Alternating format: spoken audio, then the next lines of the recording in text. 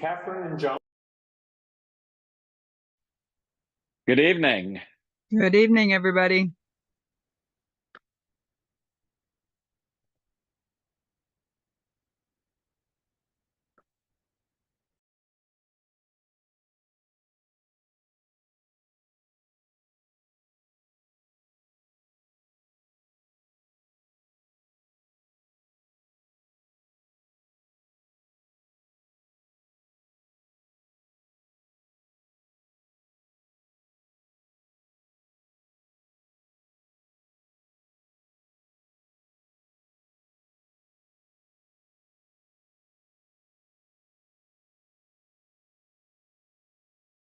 This. All right. Can you?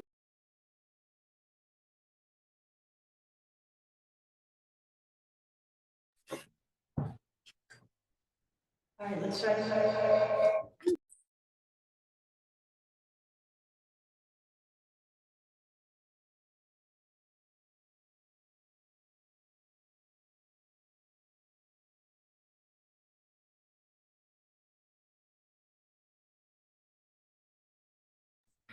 Looks like we're all set. Can you hear us now? Yes, I can. Perfect. Thank you so much. Great, it's working. Happy New Year, everyone. Hope everyone had good holidays. Let's call this meeting to order and a roll call, starting with Greg. Greg is present. And Petra Sheets present. Evelyn Lee, present. Ed Fulford, present. Andrew Struthers present. and online, John Wilson, present. Catherine Bisco, present. and Nick Fowler present, and Amanda. Sarah Cash is absent. Absent. I don't see anyone. I don't see Sarah yet logged in. Hopefully she'll join momentarily. We have some minutes to approve from our joint session with the City of Corvallis Planning. Are there any requests for edits or amendments to those minutes? No, I like the shorter format though. And I especially like the inclusion of the timestamps on these, given our approach to minutes being minimalist, but kind of a table of contents. The timestamp, I think, is a really nice addition. So thank you for doing that, Amanda. Andrew? I move to approve minutes from December 3rd, 2024, the joint meeting with the City of Corvallis. And I'll second that. John Wilson. Thank you. Any further discussion before we call for the vote? Then call for the vote to approve the minutes of December 3rd. All those in favor signify by aye. Aye. Aye. Any opposed? Don't hear any. Minutes pass unanimously. Thank you. Well, our first item in any new year is the election of our officers. We have two officers, the chair and the vice chair. Currently, I sit as the chair and Greg sits as the vice chair. We elect officers annually. So open for discussion and nomination for officers for this coming year.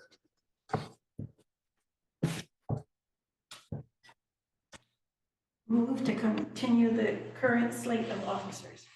I'll second. Further discussion or nominations? Greg, are you willing to continue to serve? Sure. Excellent. So we How have, about you? I am. So we have willing nominees and duly nominated. So if there is no further discussion, call for the vote. All those in favor signify by aye. Aye. Any opposed? Aye. Any opposed? Thank you very much for your votes of confidence. Our meeting tonight is intended to be a lot of dialogue. It was a year since we first, almost a year since we first set up the two subcommittees. And last year, we didn't spend much time on looking at the priorities we might have from the Planning Commission. So our discussion tonight are exactly that, is to talk more about the two subcommittees that we've stood up now almost a year, and to take a look at our priorities and see if they remain our priorities, how we're doing on them, any concerns about them, and so forth. So perhaps we'll start with, and according to the agenda, we'll start with our subcommittees. And the intent of this section is really to offer the planning commissioners all the opportunity to provide input to the two subcommittee chairs, so they have the sense of the planning commission, but also individual inputs from each of you planning commissioners on the subcommittees. So feel free to jump in with anything. I know Greg and Ed are solicitous of your input. Ed, shall we start with the regional housing? I've forgotten it. Subcommittee. That works. Okay. Do you want me to give you a summary overview of where we're at? However you'd like to use this time. Again, we're trying to solicit input from the commissioners, but give them an update as well, how things are moving along, where there are roadblocks, where there could be additional contribution of time, effort, and energy. Sure. Thank you. Yeah, we can go through sort of a summary level and then ask for input and feedback. The key is, I think the first section, I'll call it phase one, was really the socialization of the regional housing, where we talked to some 50 different leaders in and around the region. Even though it's pretty much Benton County focused, we wanted to make sure we covered, up and down the highways, all these different groups coming in. I think we got a lot of feedback. We talked to the various county commissioners as well. And we got to a point, I think, in December where we presented them the findings, and I thought that was positive.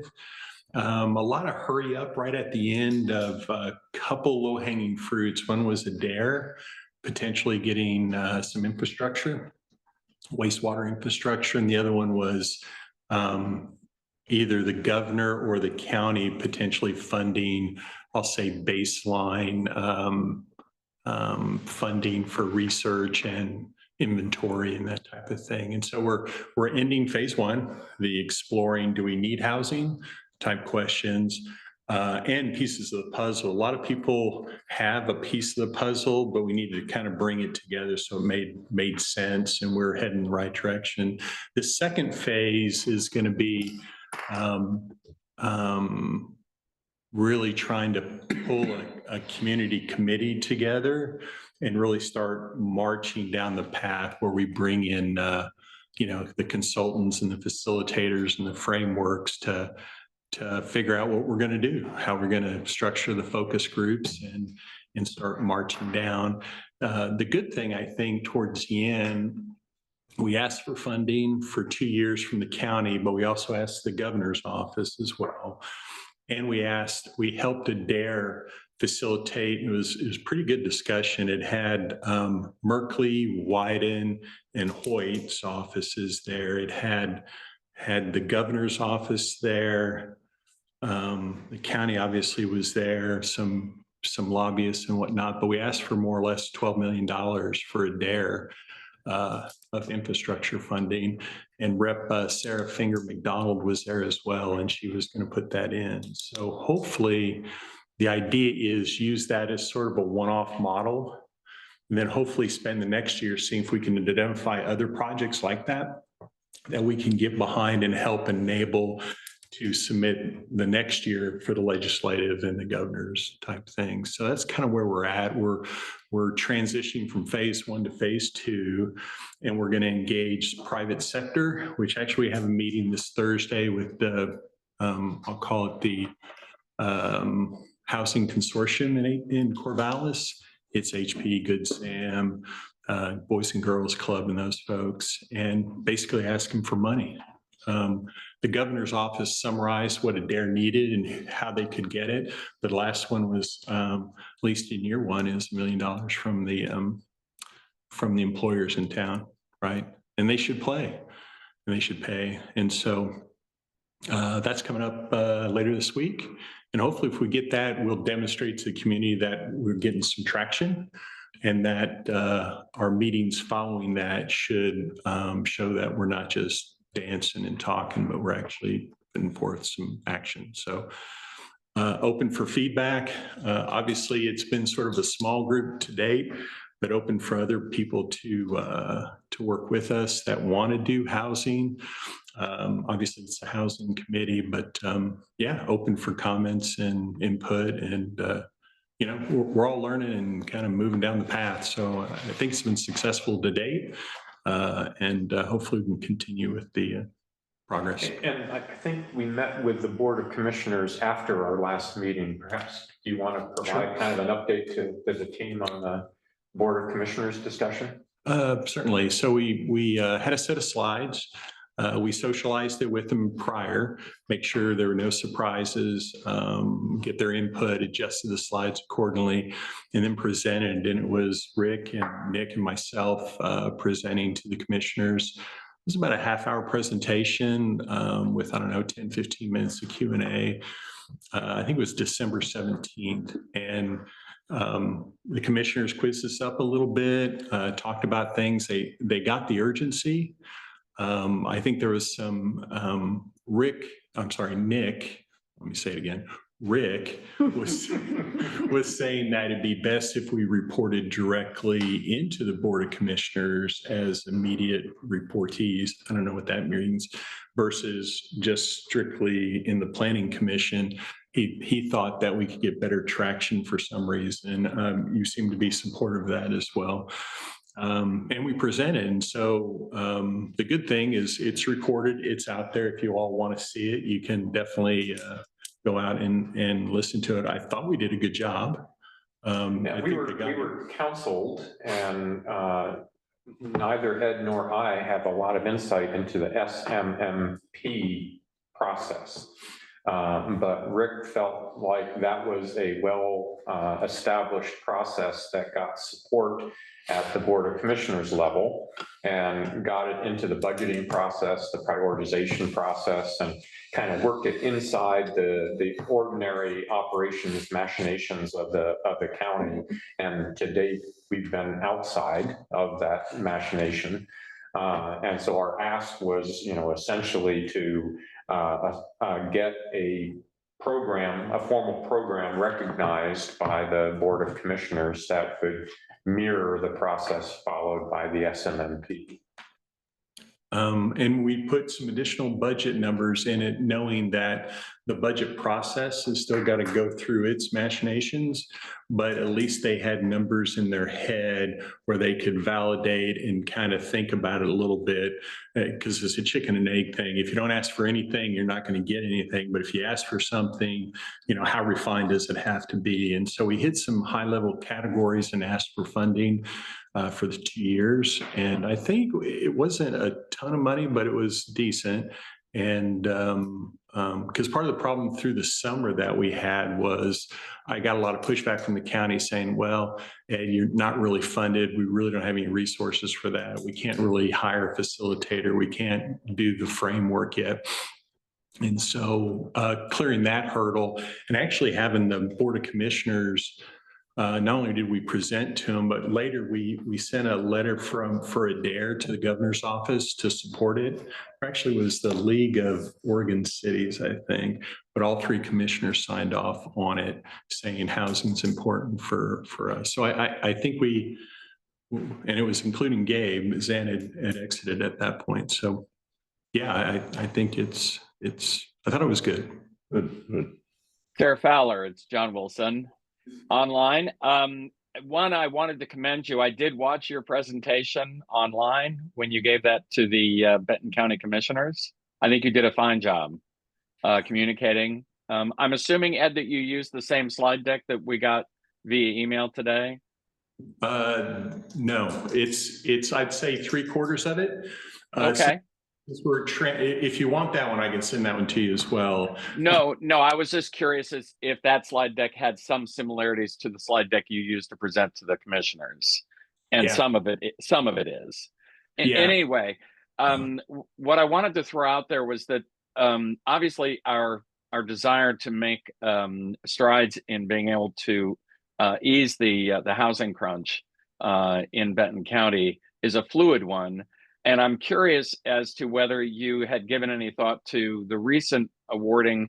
I think HP got 100 million or more from the Inflation Reduction Act, and that they're for their expansion on their campus, which means that they were looking at about 100 construction jobs and then about 100 jobs once the construction is completed. And I didn't know if that was something that could be part of the mix when you go to the private sector or HP specifically in terms of being able to see what they might be able to contribute.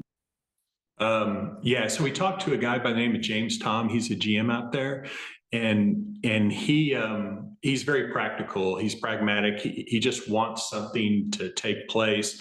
When we initially asked him, were there limits? Did he hedge at all? He didn't hedge in any of those discussions.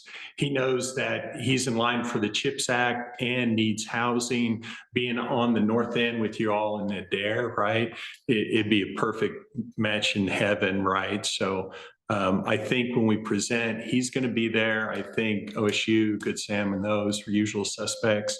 But a couple of them are on the north end, so absolutely. And I think it's been a consistent problem with him. He has a lot of people come in, fly in, interview for jobs, look at the price of housing and say, I'm going to have to commute in for 40 minutes and they leave. And so I think he's missing out on a lot of good talent that he would much rather have living in Adair, for example, which would be perfect right down that road. He's GM. Thanks, Ed. What's that? He's the general manager of what? Of HP, that facility. Yeah. Didn't catch that.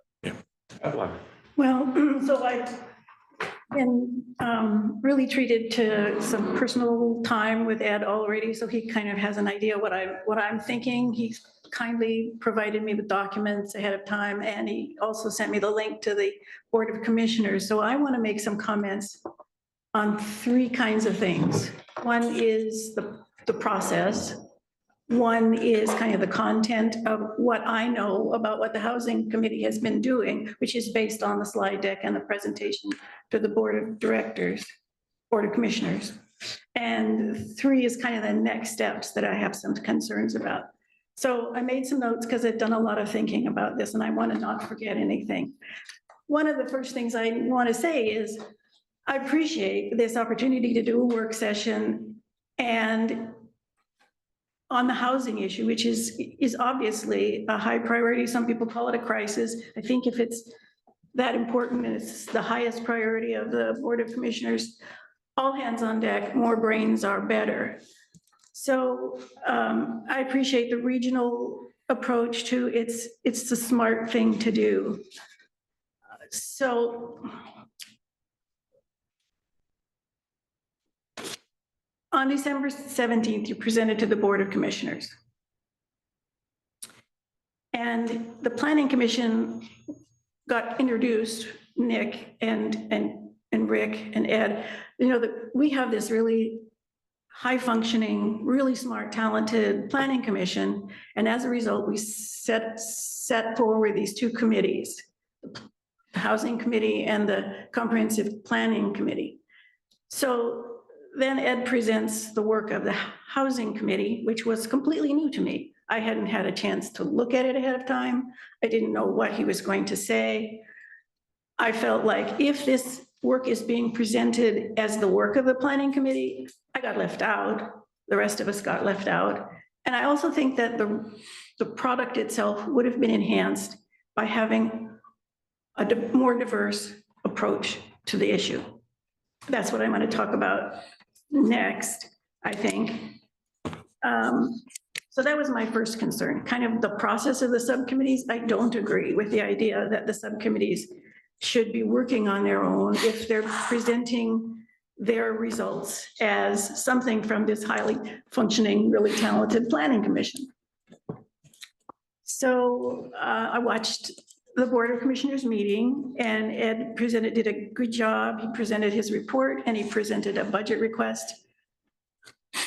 that was all I knew was what he presented. So the content of the report talks a whole lot about a regional approach, lots of socialization, lots of references to Corvallis, school districts, businesses, discussions with cities, and then a request for money from the Board of Commissioners. And I appreciated the response from the Board of Commissioners.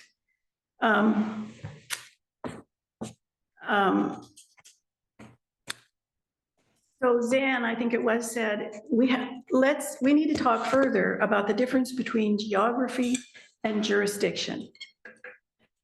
So we already talked, and I really appreciate Ed's update that the other players intend to pay, but we talked to the Board of Commissioners, or Zan in particular, said, let's talk about geography and jurisdiction. I don't know what was on her mind, but this is what came to my mind. Can you show the map now, Amanda? I had a map because I'm visual. So the map of Benton County. I'll look on the screen.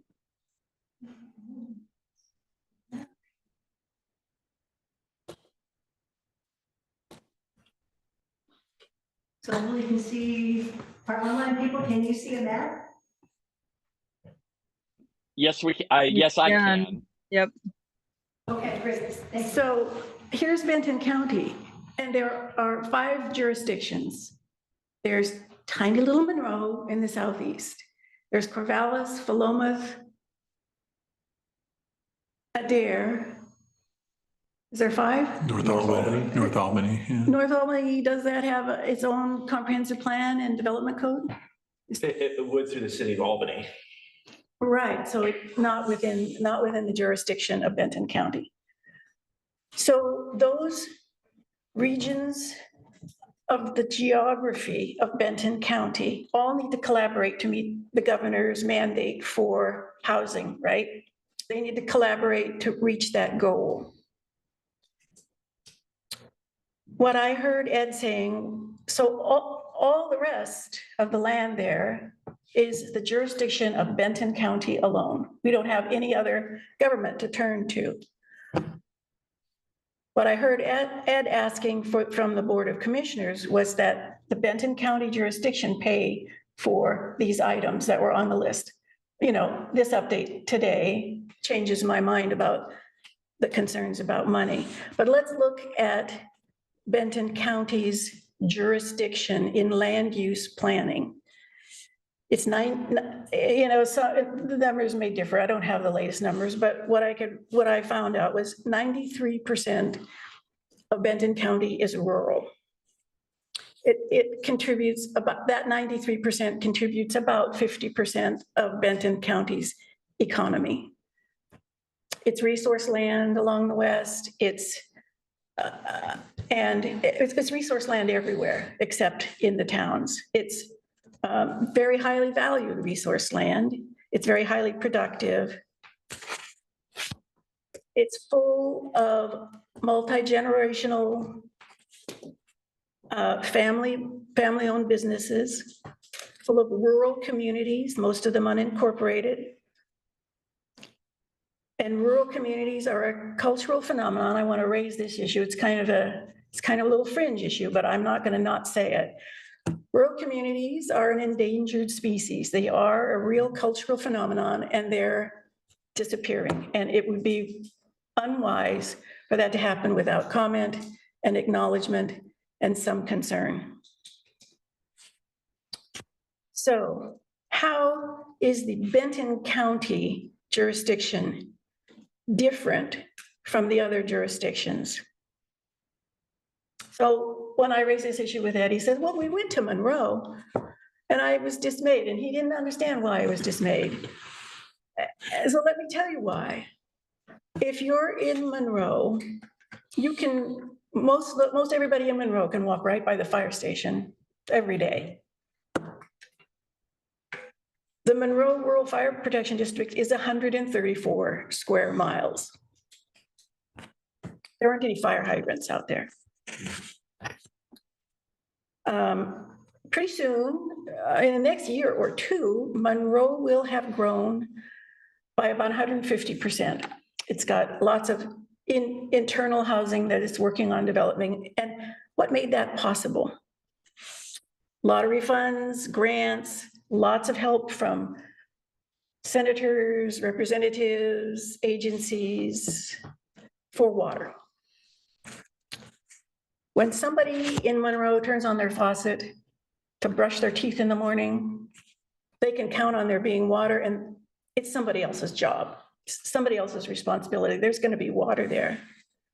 When I turn on my faucet, it's my well, it's my water, it's my responsibility. If there's a problem, I have to fix it. If I can't fix it, I have no recourse, nothing.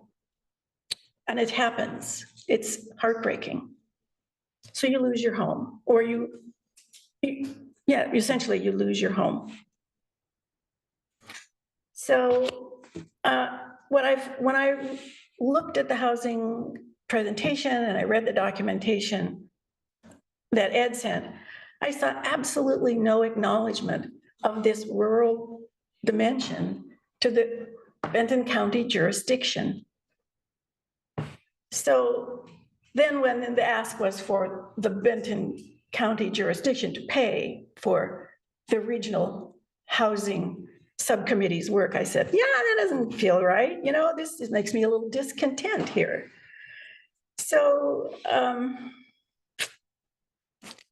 thought that there needed to be some balance, some understanding, and some appreciation of the jurisdiction of Benton County.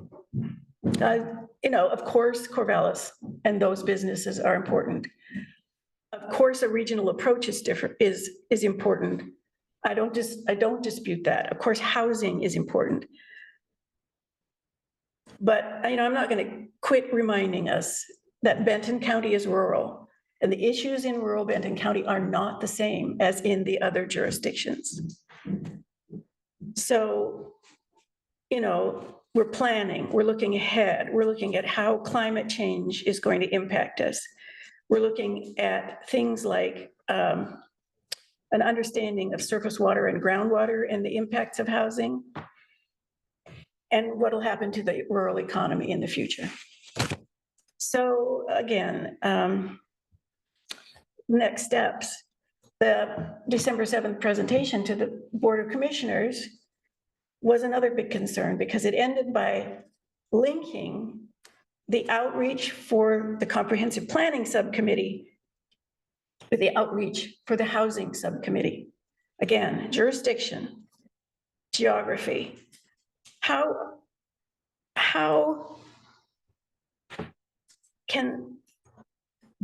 Is the Benton County Board of Commissioners anticipating changes to the development code that relieve pressure that they feel for housing development? How can that be done in the absence of a co-equal focus on water? And then, maybe not and wildfire risks, but essentially water. Water, you need water for life. Wildfire risks is there's nothing we can do about that, essentially. So Ed asked me at the end of our coffee, what would you change? And so I've got a list of a few things.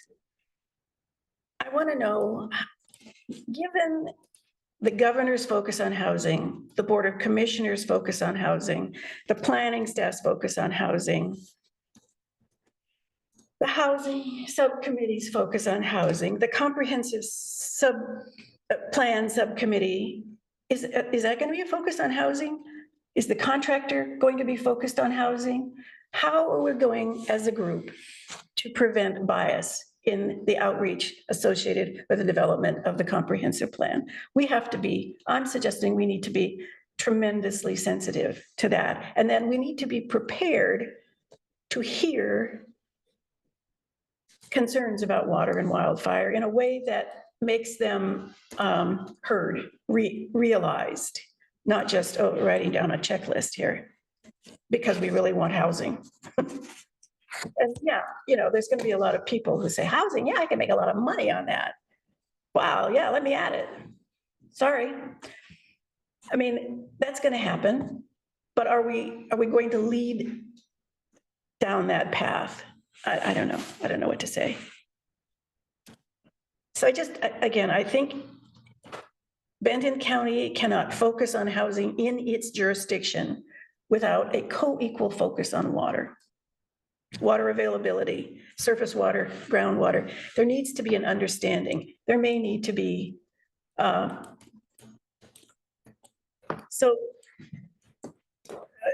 just as an aside, when we talked about planning commission goals and priorities, you may remember one of them was water, data-driven decisions. Where's the data? Where's the information that tells us what our water budget can be? What can happen in rural communities that does not risk the future of our civilizations, of our communities?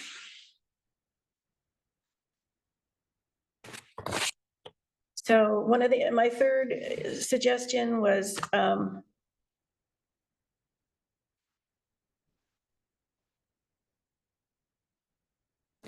show some sensitivity to the fact that this Benton County is a rural county.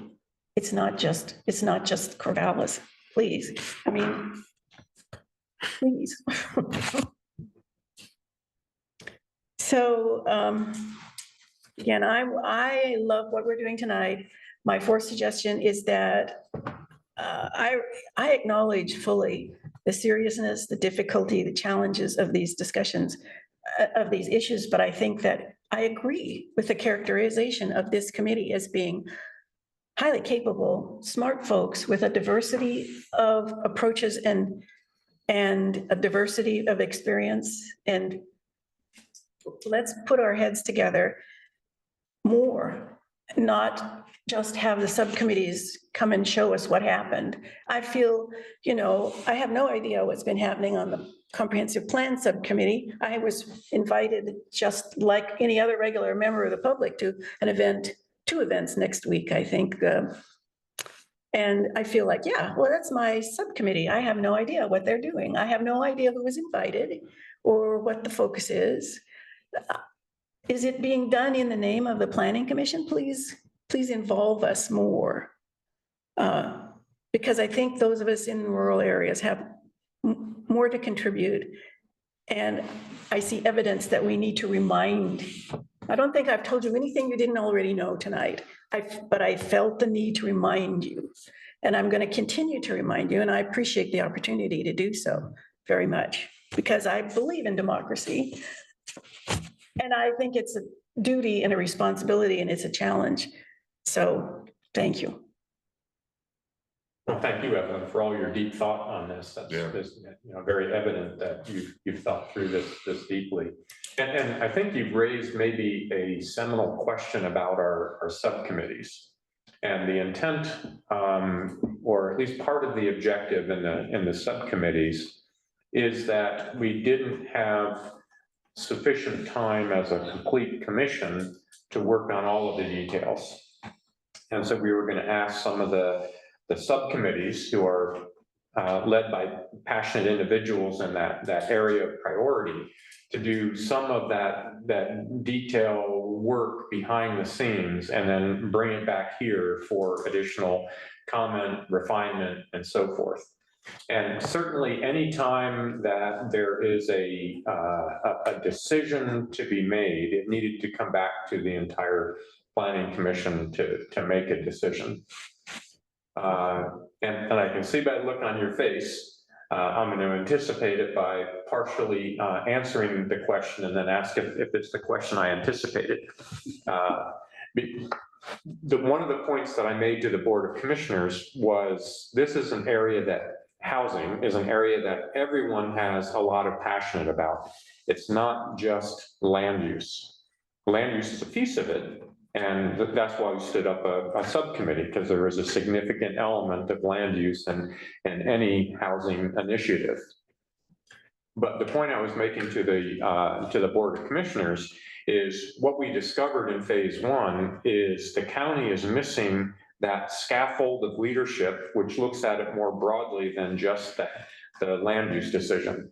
we've got the land use side pretty well covered with our subcommittee. What we don't have in the county is that programmatic approach to leadership of this as an issue that looks beyond just land use, but at the entire element. And that was kind of the point that I was hoping to make with the Board of Commissioners, and why it should actually report, like SMMP does, to the Board of Commissioners.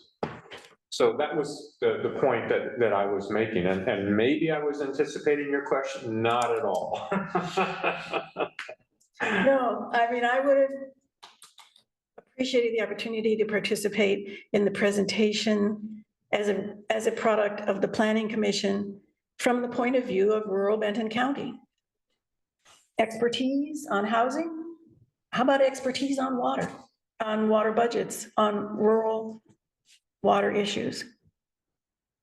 I would have liked to, I think that, you know, a work session to flesh out, I mean, I'm not the only one probably who has thoughts about these kinds of things. I'm just the only one yammering right now, but, you know, I think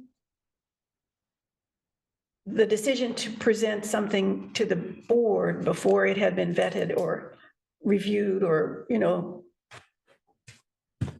before we had a chance to really work through it, that decision I would have expected to be able to participate in. And can I ask it, maybe it's a sort of a timeline question, and I totally hear you.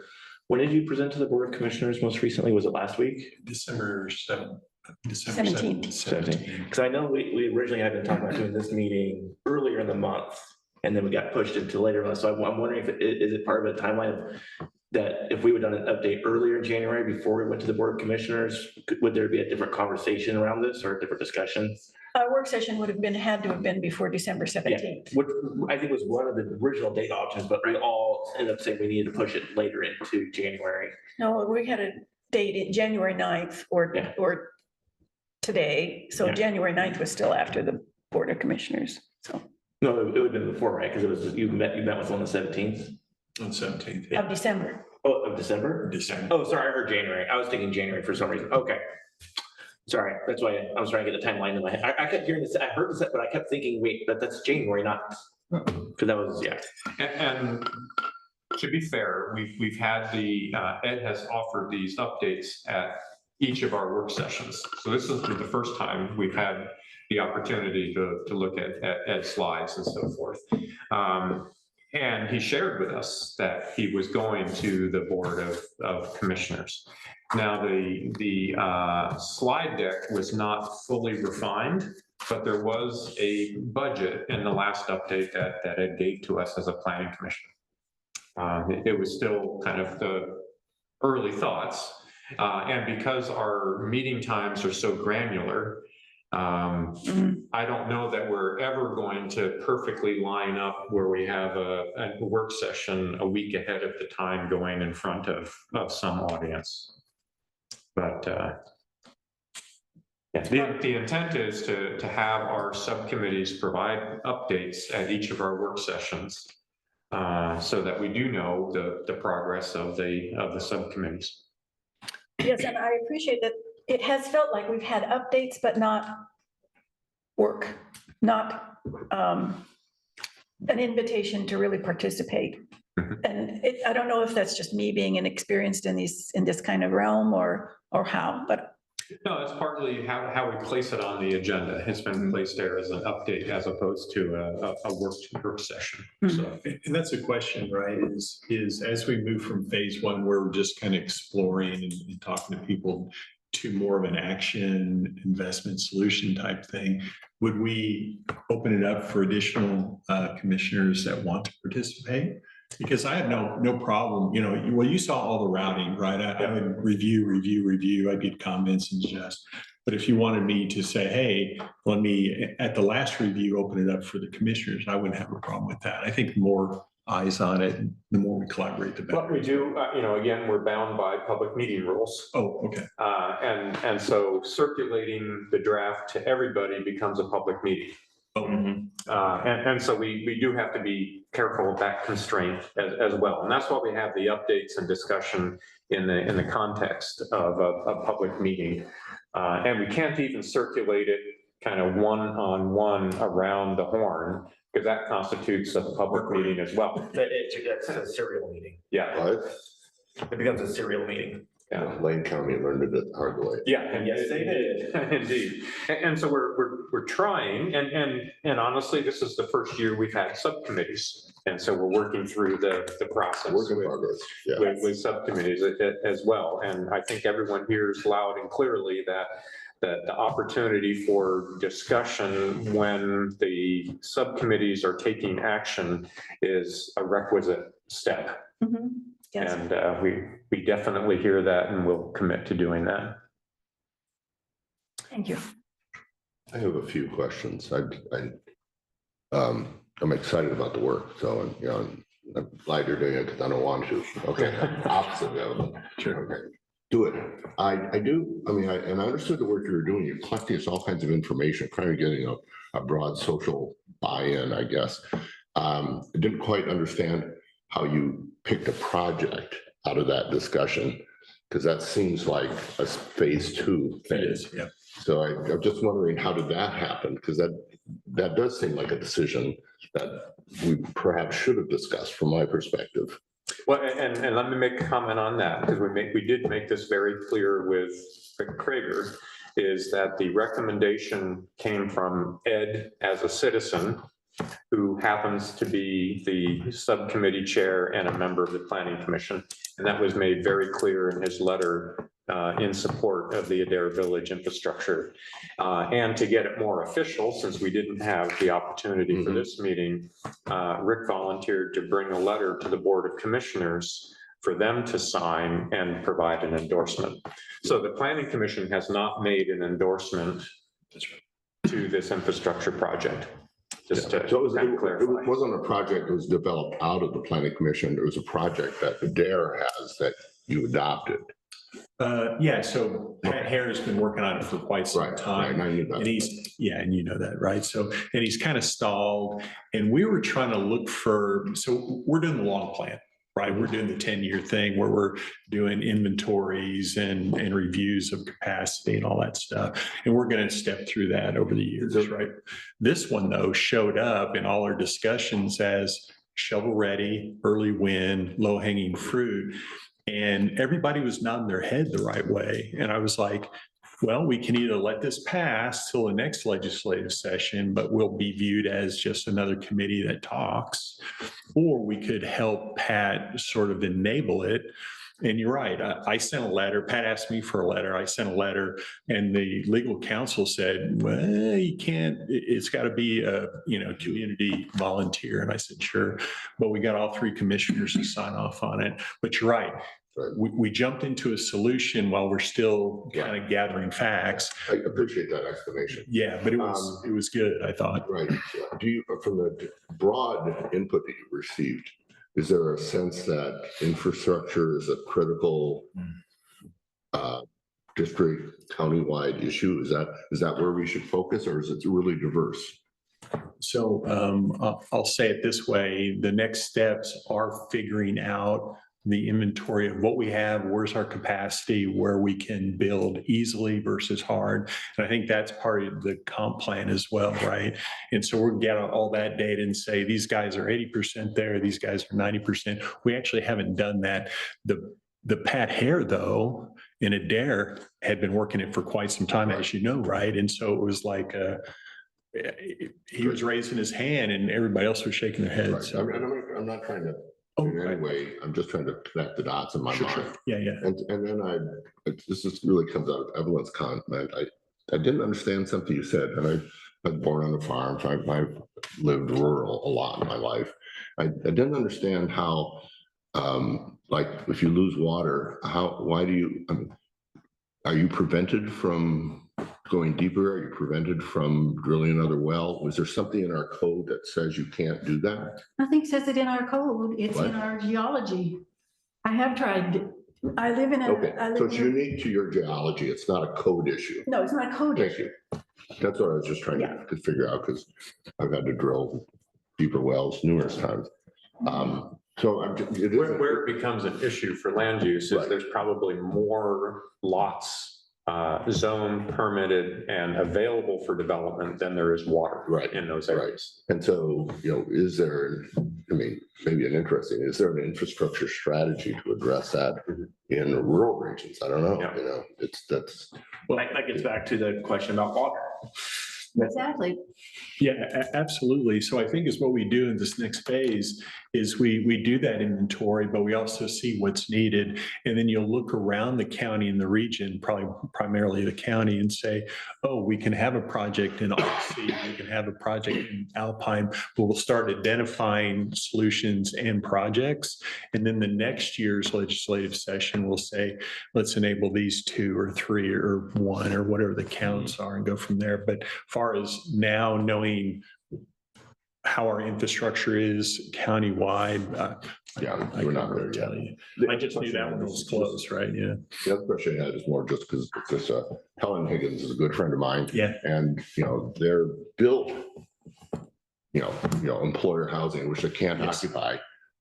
Oh, I've been there. Okay. So I visited. So Helen I'm took just me on a tour. wondering, Yeah. is where code appears to not sync, is that, I mean, we have our own code, but they're really running the city code there. Right. So I'm just wondering, is there a strategy for trying to have that conversation on coordinating code as it relates to permitting, So let me tell you. specifically related to housing? Yeah, no. So one of the things I've been studying is different scenarios, right? And so, you've got the haves in Corvallis and the have-nots, and let's say Albany. Down in Ashland, they have the I haves. really would prefer you don't. Okay, I won't Frame reference it it that that way. way, sure.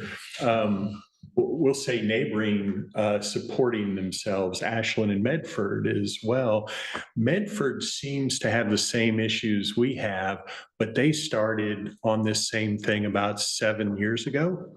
And so I found this article, actually one of the guys from the housing sent it to me, and it said, this is what the city is doing in Ashland to address the housing in that area. And I'm thinking, Ashland's smaller than we are, but a lot of the demographics are all the same with the supporting town really close by. And it was like, oh, this is what the city council's working on to enable more housing because they have the same problems. And I was like, oh, this might be good. We can just pivot over and say, this is what we'll be doing in 7 years. Why don't we tackle it now? So we have a model that's just in front of us that we can address. So I don't know if that answered your question though. But I thought it was pretty neat. I was like, wow. There are a variety of communities that are doing that. You don't have to go as far as Ashland and find that, but anyway, I think that's one of the things that I'd be interested in is how does our coding system get out of the way of creating the housing capacity that we need? Yeah, absolutely. And there's a lot of focus groups, like as far as various organizations or frameworks that has that, tax incentives, code changes, how to enable it, because there's hurdles right now and multiple hurdles, and developers try, but they run out of gas pretty quick. So I think there's ways we can do that, but I think that's the next phase where we start bringing in the framework of people who've done that, be it in Bend or Yamhill or Ashland or whatever, and start moving. No, I appreciate that. Yeah. Okay. Yeah. I think you had a question. Yeah, I do. I have another, it's a different topic, but it's an important one to me because it's about words. It's about the use. It's about what problem are we trying to solve? And how do we project that? I've heard that this work that we're doing is workforce housing. I've heard it about affordable housing. I've heard available housing. I've heard it with reference to homelessness. Each of those are very real, serious problems, but they're so different that each one requires a solution, and the solutions don't really overlap a lot. The solutions are different for each one. So to me, it's like a maps with layers. What are not just the needs, but what kind of need? Is it affordability? Is it just housing? Is it workforce housing? And the other part of it is kind of like public relations, or how the public perceives housing. If you go to a comprehensive planning meeting and you talk about the housing goal, are you talking, and people start thinking about housing, is it, let's build more houses because then the houses will be more affordable? Or is it, and I think you can't guarantee that, but in this market, there is no relationship between the number of houses being built and their cost. In fact, except a negative one, a negative relationship. The more houses, the more expensive they become. And even the more apartments, seems like in Corvallis anyway, the more apartments, the price just keeps going up. So there's a negative relationship there. So what's the need? How do you present it so that people understand what's the problem you're trying to solve? So you can focus and target your solutions on that. And I was thinking of maps because I was looking at Oregon Explorer, which is a really interesting project from Oregon State that maps things like this in Oregon and communities. And I'm working with well, I've talked about our community groundwater network in South Benton County, which has been collecting our own well data for almost 10 years now. And we're now working with Meghna Babar-Sebens at Oregon State University. And she's working with a community in Lincoln County that can see that it only has 25 years of water left. And its relationship to housing, and it's mapped.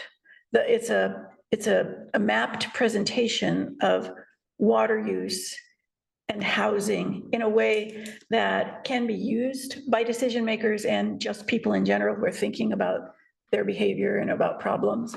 So I wanted to throw that out too. Andrew. So I will be very careful not to get on my soapbox here. So stop me if I start rambling too long. But you asked and I come from Corvallis.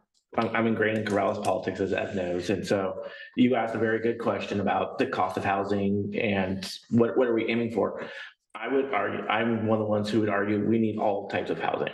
And the reason why you see, regardless of how many more apartments we build, we are seeing prices still going up. And part of that reason is, I'm gonna have to get the number correct. It's probably different now because my number is probably old, at least 2 years old, if not more now, is on average, coming into Corvallis on a daily basis, just to go to work, to do business, you have somewhere around 26,000 people commuting into Corvallis. And every time you build more housing, you're cutting off just a chunk of that, just to cut, because they may want to live here in Corvallis, but you got other people who are just moving.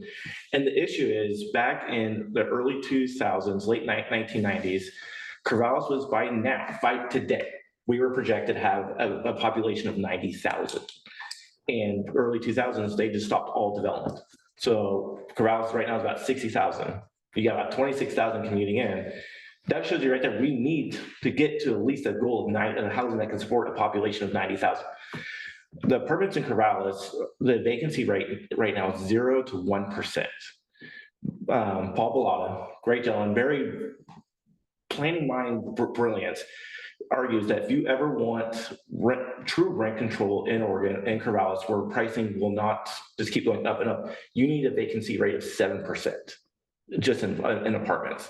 So the reason we keep seeing prices go up is because we're nowhere near that 7% yet, because there's 26,000 people probably wanting to move into Corvallis alone, and we have to make housing just to get to that.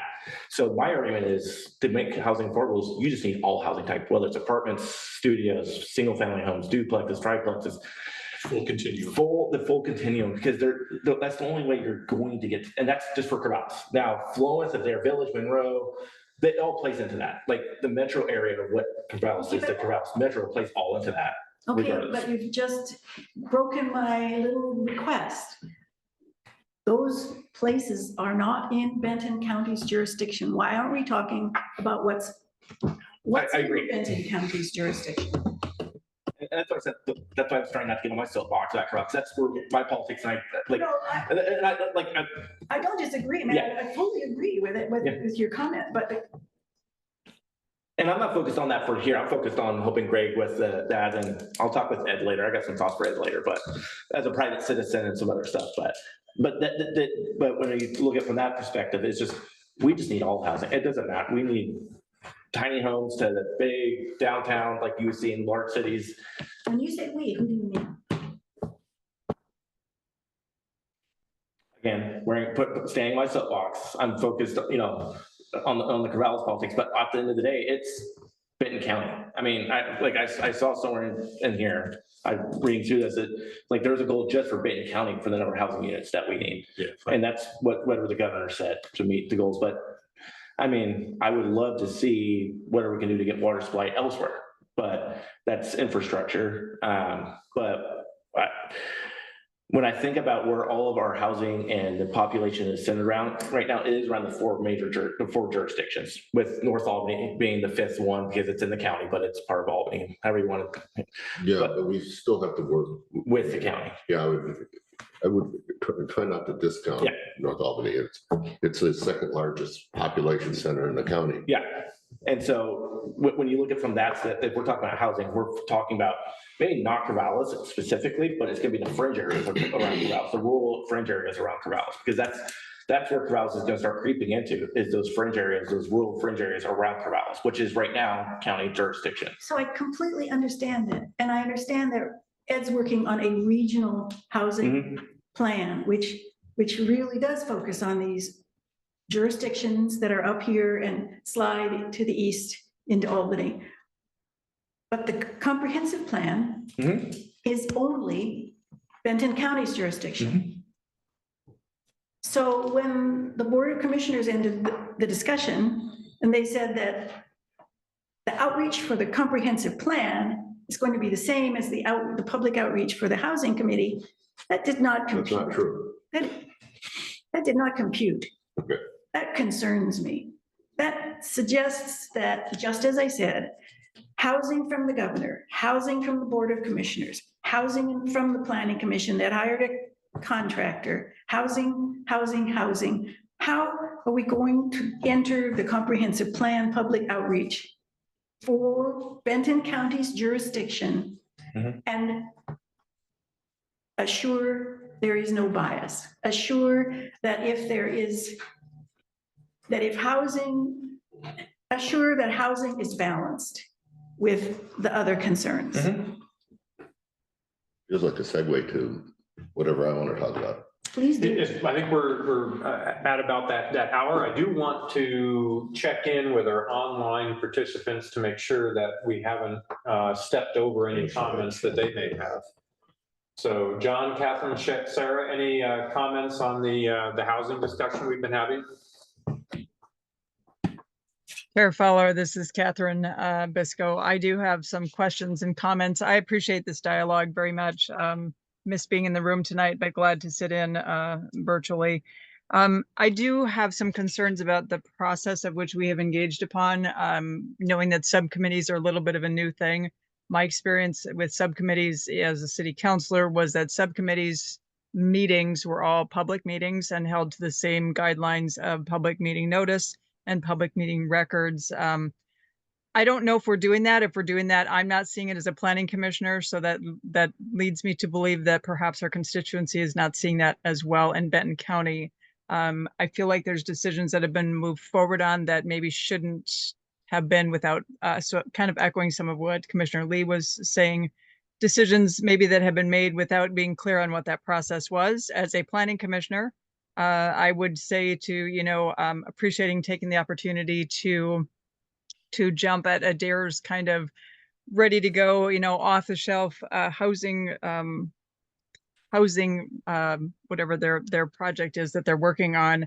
But what I would ask is were the other cities considered? Was Corvallis contacted to see if they have a ready to go kind of a project that we could bring to the legislature, or the city of Philomath, the city of Monroe, or this, or potentially North Albany as it impacts this particular housing subcommittee? And I don't see that we've done that. And one of the things that concerns me, and it's kind of threading through a number of these conversations as well, is that we are, so Commissioner Lee's mentioned that we are that jurisdiction, if you will, of Benton County, that's outside of the home rule of our cities to the extent that they still maintain a home rule with housing. Where are we engaging with the cities? I see that on Ed's slides, but I don't see evidence that we are meaningfully including their housing committees their housing needs analyses, their water concerns. Philomath has a long-standing water concern that goes back to the early 2000s of, how far and how much and how big and how wide can Philomath grow, and what's the risk to where, 97 to 98% of our water comes from the Marys River, which is over allocated both in water rights, but also upstream usages of Philomath. So the water issue, I'm hearing that as well. But my question here really centers in, how are we engaging with the cities? And I haven't heard that yet in this process. I know I brought it up before. I'm concerned that we are, we're 12 chapters above the introduction of the book, in that we're making some major decisions here and representing his planning commission work. And I too feel like, I don't know that I'm confident and positive about the work that's been done. I just don't know that I feel like it's been done by the planning commission as a whole. And so who is that subcommittee that are bringing forward these ideas and bringing these presentations to the planning or board of commissioners? So city involvement is a question for me. Public records, and when are these meetings happening? Who are you meeting with? I'd be interested in sitting down with some of these folks as well. Knowing that we either do or do not have a record is important here, as to how do we trace back to, well, how did you come to this decision on the planning commission as a whole? And how did you bring these recommendations to the board? I'm not sure that we have that. And I think that's important that we look at.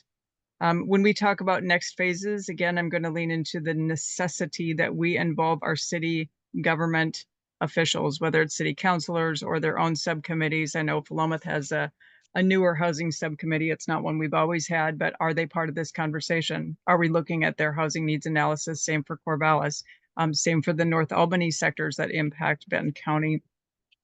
So appreciate definitely the work, but it feels like it's very isolated from this group. That is not meant to disparage or diminish it in any way at all. I do think, though, that we have some gaps and some accountability. In reading the priorities of our county from our county commissioners, transparency was in one of those documents that we were sent today. This does not feel particularly transparent from the standpoint of how does one track back to how we made these decisions. So a thanks, but also a how do we look at improving this space? And I do want to really commend Commissioner Lee for bringing those points forward. I think they're very valuable and very important, because in the end, yes, our housing is occurring in our population centers, but we are still the Planning Commission looking at a 20 to 30-year strategy. And by no means are the urban growth boundaries met at this point. What will it look like when Corvallis and Philomath start to merge? When Corvallis and Adair Village merge even further? When we see Monroe expand to the extent that it can with its new housing? I'm not sure that we're really addressing that planning element, that long range 20 to 30-year goal beyond what kind of is in front of us right now.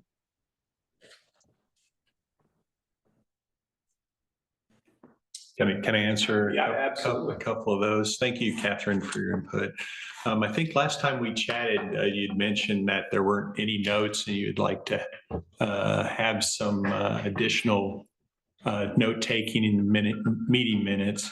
Actually took steps on that and started taking meeting minutes. They're stored out in the county. I think we have a folder on a share somewhere in the county facility. So if you wanted to see them, both the committee meetings as well as all the interviews. And so I know last time we chatted, you said something similar along the transparency. And I think I gave you my penciled notes or something like that. So they're now digital.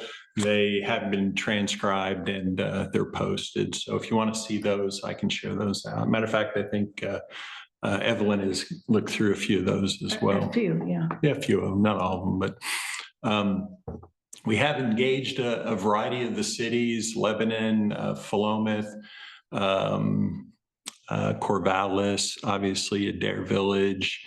I think we had an outreach to Monroe, but I don't know if that really counts as part of the housing discussion, even though we did present housing. So yeah, we have some of that stuff, Catherine, if you need to see it. Adair Village seemed pretty shovel ready, pretty much ready to go. It seemed rather easy. We're facing basically doing nothing until next year, or getting some stuff out the door. So should have there been other opportunities, other projects? Possibly.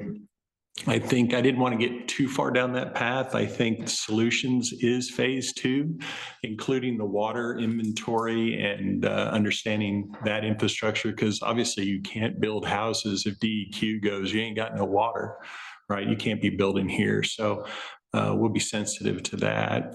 So we did engage the cities. Some of the cities didn't want to talk to us, even though we sent 2 or 3 messages out, but we did talk to like Lincoln City as well and a few others. So we have a list if you want to see it. I think that one's posted out there as well of all the folks we chatted with. It was quite the list. So And I appreciate that very much. And we did have a good conversation on that. I guess my question is if somebody in the community wants to be involved, where do they find you? Because that's more my point. Not that I suspect, even from our last conversation, and you've reinforced it here, that there's notes that are available after the fact. But if you were in Philomath, I'd like to know that you were meeting with folks in Philomath on housing, right? As a former Philomath city councilor and the representative on the Planning Commission in Benton County, that would have been valuable information, and I'm not seeing where that's happening. And likewise, Monroe with Commissioner Lee and LC with Commissioner Cash,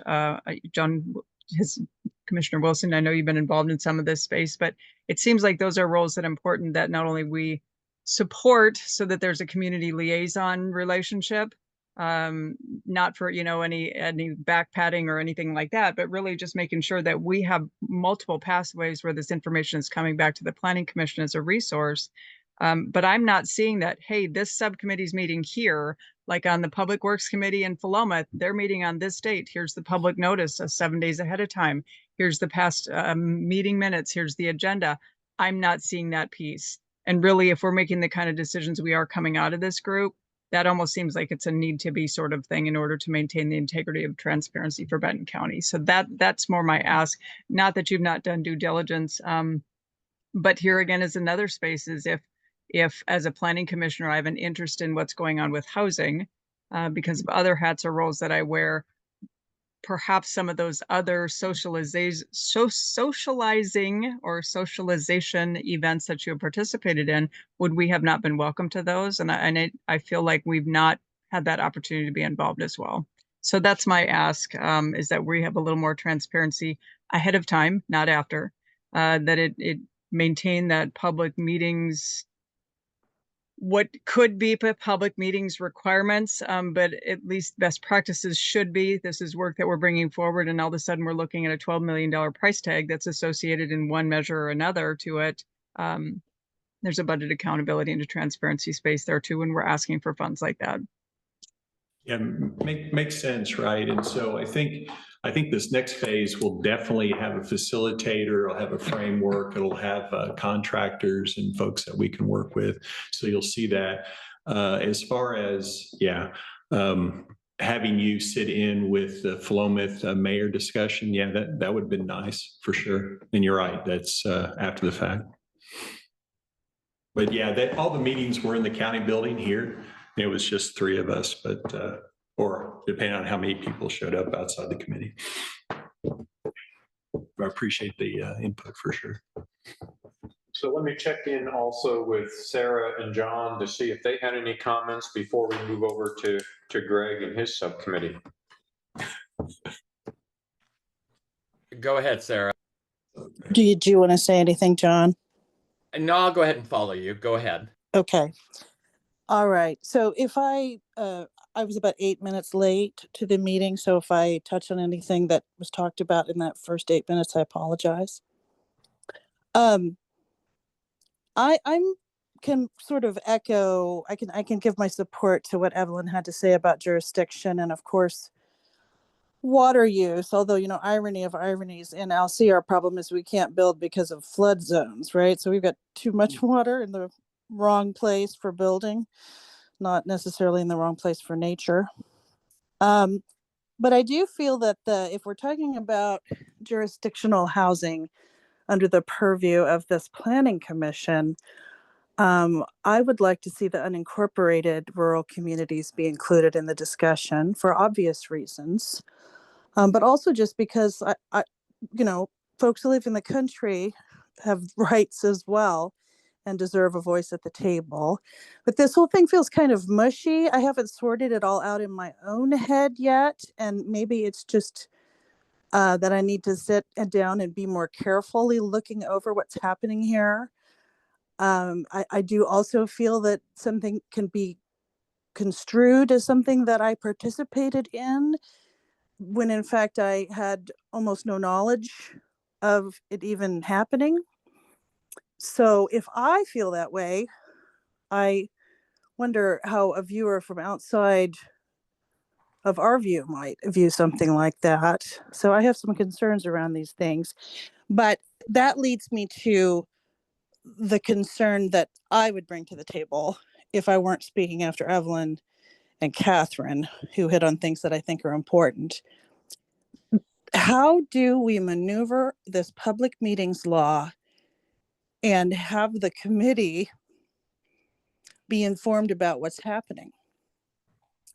We're facing the challenge in LC as well. I'm dealing with this besides on the planning commission, because in a tiny town like that, we could accidentally have a committee meeting, you know, at a football game, right?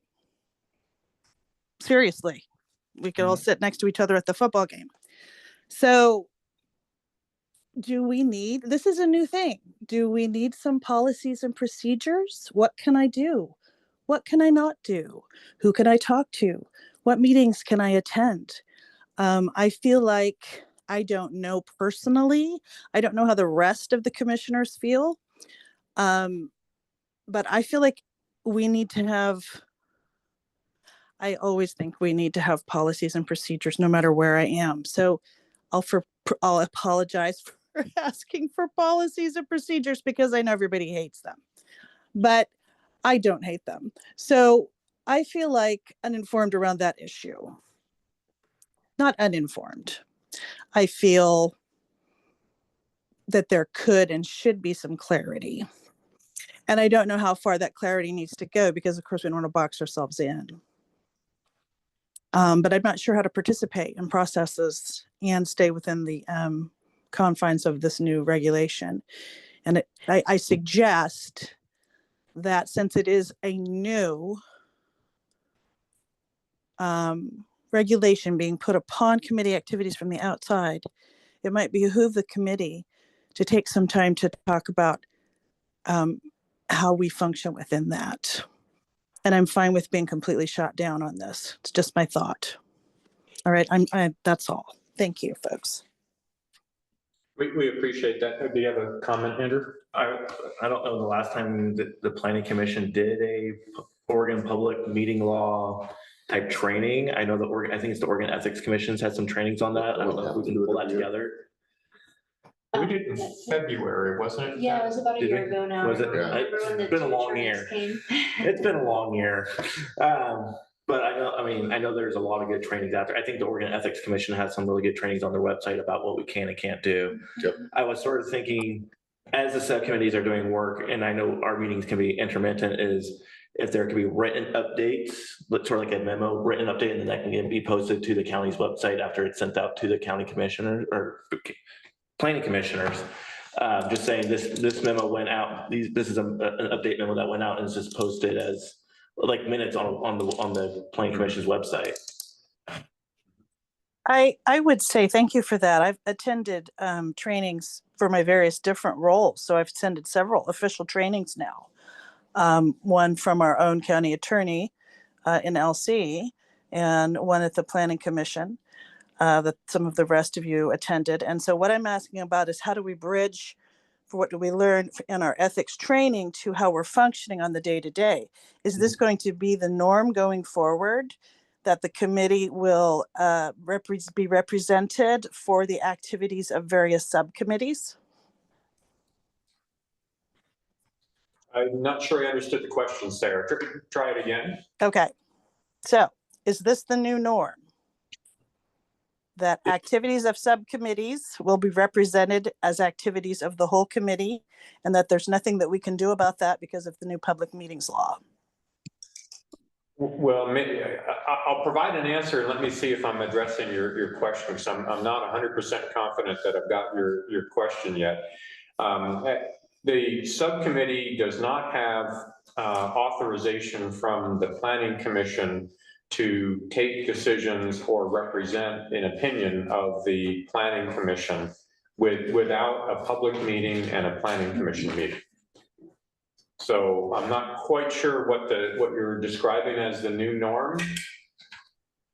Did I address your question? I guess would be my first response. I think that you did. I think that you did, because this thing that we're discussing now is a project outside the planning commission that happens to involve one of the planning commissioners.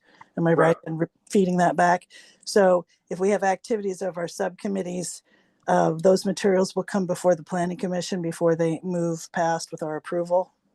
That's correct. If the subcommittee is going to represent the planning commission, it must come before the planning commission ahead of time.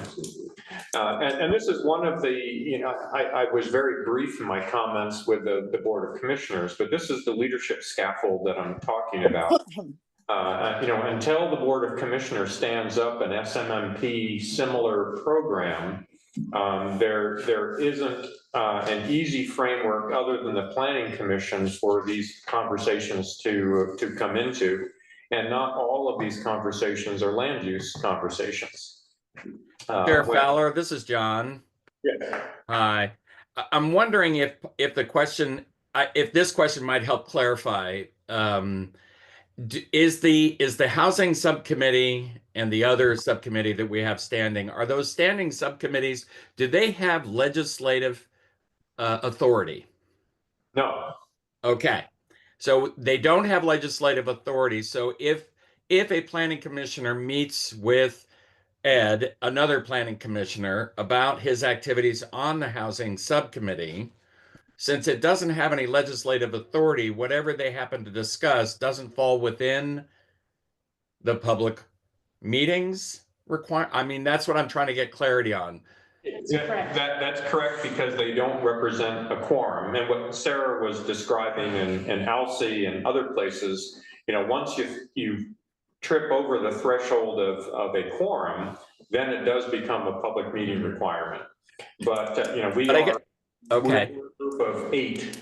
And so, and it also applies to serial meetings, as I think we described before. Right.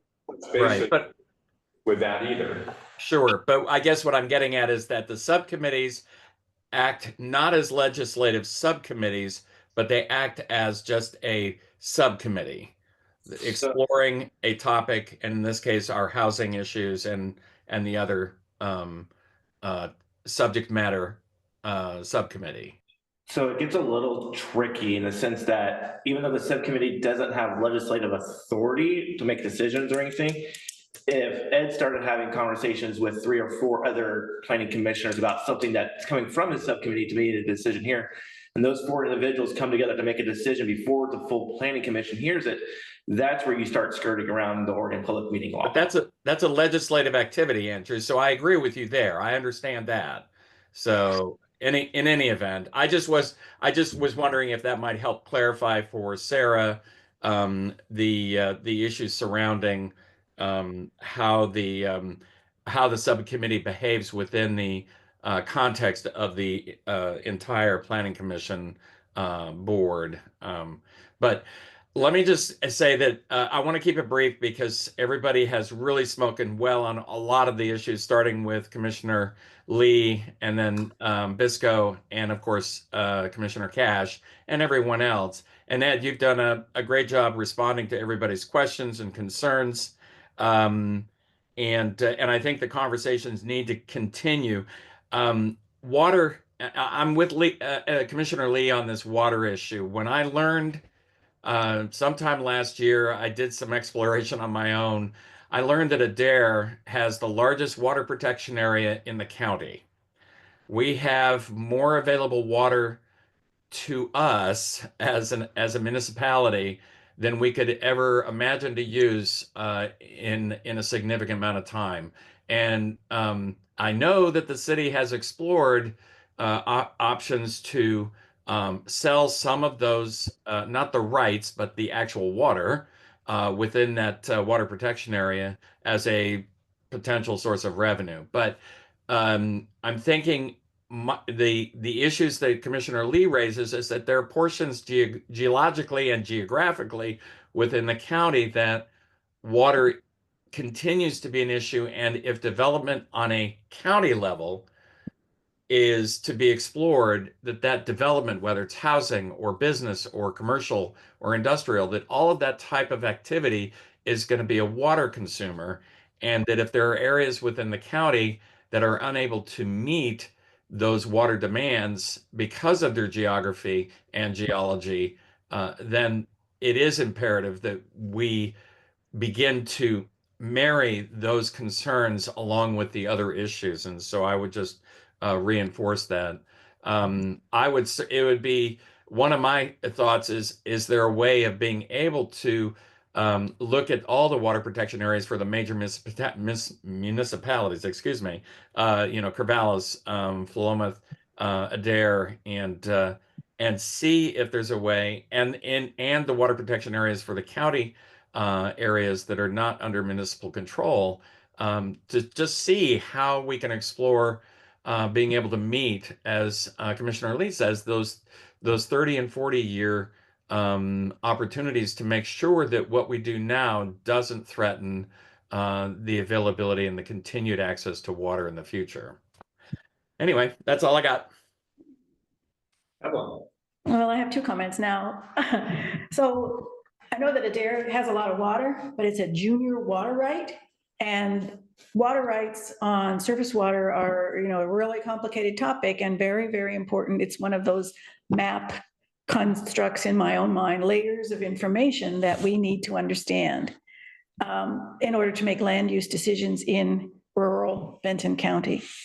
So previous to that, comments from Sarah, I echo her feeling of mushiness, because you said that the subcommittees won't go anywhere representing themselves as the Planning Commission without first having the approval of the Planning Commission, but the December 17th meeting to me seems an exception to that. So am I wrong? Well, I don't want to say that you're wrong, but as we established earlier, before that meeting, Ed did provide an update. Now, I will take responsibility that it did not make it clear in that meeting where Ed made an update that it was also open for comment. He presented an early version of those slides with the budget, with the entire presentation in draft form to us as a planning commission in a work session. I will take responsibility that I did not solicit that this is going in front of the board. This is going to be represented by Ed as a planning commission recommendation, and we need to put our stamp of approval on it. Okay. I will make it much more explicit in the future. But I will say very generally, that is the intent of our regular updates from the subcommittees, is they're presenting their status, and I'll make it clear that's the opportunity for this group to provide feedback, concerns, things that are missing, and so forth. Okay, just one more comment. I'm sorry. My brain does not work very well spontaneously. I really am, I'm a writer and a reader, so I would like that information to think about before I would be requested for, feedback. Spontaneity isn't my strong suit. Yeah. And we will try because we generally try to get our meeting packet out 7 days in advance. And some of the supporting materials have not always been available 7 days in advance. That's our goal. Our goal would be to have supporting materials go out with a meeting packet so we're all prepared for the discussion at the time. Okay. And I'll commit to getting those in a good week. Usually I'm kind of working on it right up. We're all used to just-in-time PowerPoint presentation preparation. And we just have to move our expectation of just-in-time is now 7 days ahead of the meeting as opposed to the meeting itself.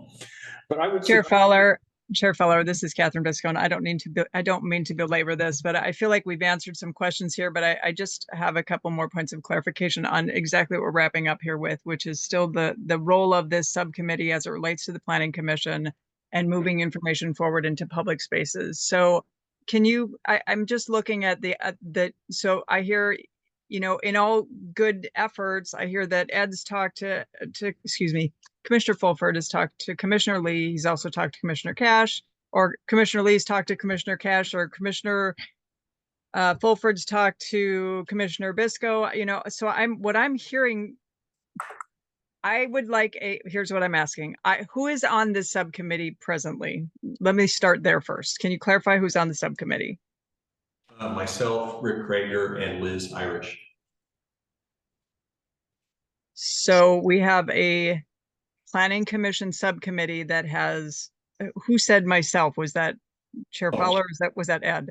No, that was Ed. Okay, it didn't come through really well. So we have Ed Fulford as the only, Commissioner Fulford is the only planning commissioner, and then we have a former commissioner still on a Planning Commission subcommittee. That's what I'm hearing?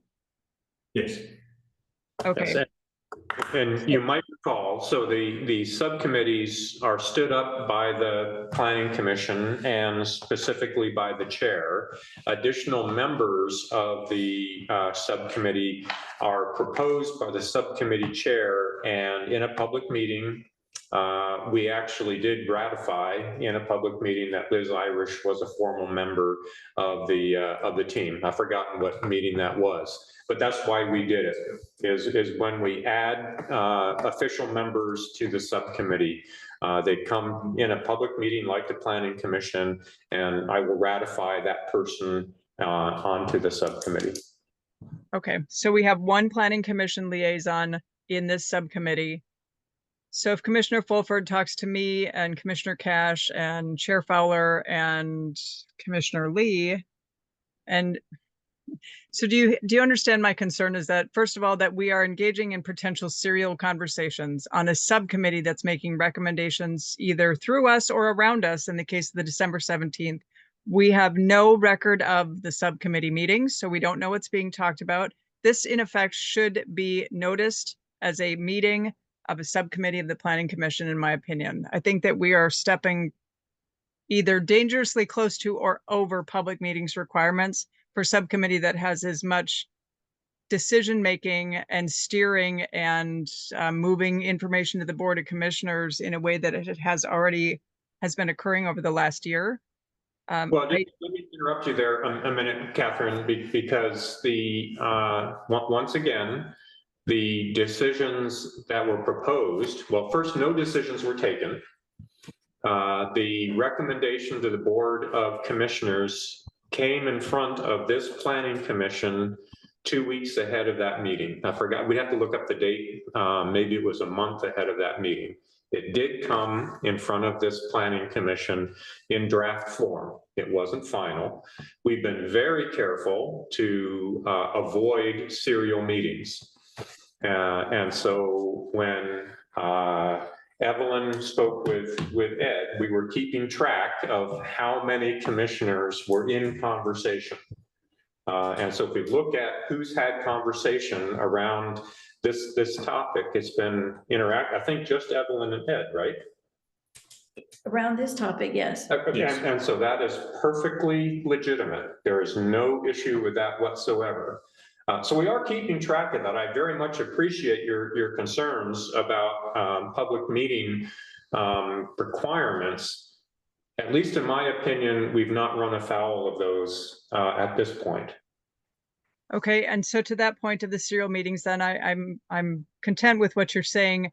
Are we at any point then looking at making these subcommittee discussions and meetings public?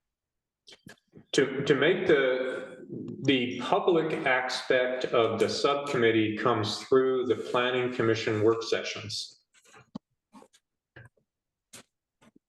Okay, and I'll just put it in this perspective. During Benton County Talks Trash, every subcommittee noticed and recorded and had minutes or records of every meeting that we had. So I guess it's just a different experience than what I've had at the county. So that's probably all I have to say then. Thank you. was a task force. It was a different body. Okay. Yeah, so Different requirements. if there are things that I need to check with Vance to make sure that we're within bounds, I'm happy to do so. And I have checked in with him on a number of topics around this, and I believe we are copacetic. But if there are areas of concern, and that's part of the purpose of this meeting is to surface those areas of concern, and we'll be sure to address those with county council as required or needed, and adjust our practices. Ed's already adjusted practice with providing meeting minutes and so forth on the server. I don't believe that this subcommittee has any requirement to notice a future meeting. Petra, do you have That's any? correct. Right. So there is no requirement of the subcommittee to notice any of their conversations. And since all of their work is coming back into the Planning Commission, which is noticed for any decision, I think we're within the guidelines. You said the keyword there, decision. Right. And there have been no decisions taken that haven't first come through here. And again, I take responsibility for not making it clear that what Ed was providing was a presentation to the Board of Commissioners that was going to incorporate that as a recommendation on behalf of the Planning Commission. And this is part of, I need to get some, this is the first time we've stood up a subcommittee. And so I need to get better at setting expectations in our publicly held meetings. What is the result of the update or the conversation? Are there further inputs for Ed before we go over to Greg's subcommittee? Done. Good. Well, I appreciate having 10 minutes. Because that's actually, I can guarantee you that our quote unquote subcommittee will never make a decision. That's not really our role. And our committee consists of Andrew Struthers and myself, Greg Heyman. That's it. And at this point, our dominant function is to provide sort of a informational conduit between Planning Commission and the staff. Because so much of this work is funded by, and we've all been involved in, grants that we've received to help us to do some very important ground level work. And I want to clarify, Evelyn, you made some comments that I just want to clarify. The community engagement part of the comprehensive planning work is intentionally designed not to start with preconceived notions of what the issue is. So we don't go into it and going, the issue is housing, guys, or the issue is water, guys. It's an intentionally designed to hear from the whole county what are the issues that matter to you as they relate to planning for our future. The whole county or the whole jurisdiction? Tell me, remind me the difference. The geography of the whole county or the jurisdiction of Benton County for land use, which is the rural part of the unincorporated rural part of Benton. Well, our comprehensive plan is for the jurisdiction. Okay. So, and one of the things, I'll tell you, the only bias that is built into the model is that it's an intentionally structured to incorporate voices that we don't typically hear through sort of normal means, because there are people who like to talk. They don't necessarily represent, and maybe the rural people get drowned out or things like that. And so the whole design of it is to intentionally incorporate the concerns, the interests, the hopes of the whole jurisdiction. And we're going to start that real soon. So that's maybe what I get the report on. It's been fun. I think I have to work on staying in better contact with Shannon. I'll admit, I wish you were here tonight. She could provide much more detailed information, which may be even necessary. But we've done a lot of, they have done, to be honest, they have done a lot of good work to put together, working with the consultant, the strategy for doing that engagement and community engagement. And that work is about to start. And that plan is available. And there is a kickoff meeting next week. I think I got that invite. Thanks, yeah, 30th. Yeah, it's the 30th at 1:30 here. There's an advisory group that isn't us, that's formed to help inform this work and to try to make sure that broad range of interests is incorporated into that. We had an opportunity to provide input on what kinds of organizations or entities might be represented in an advisory group, and we ended up with a list of, I don't know, 130 different things. Yeah, and invitations went out to about 65 folks.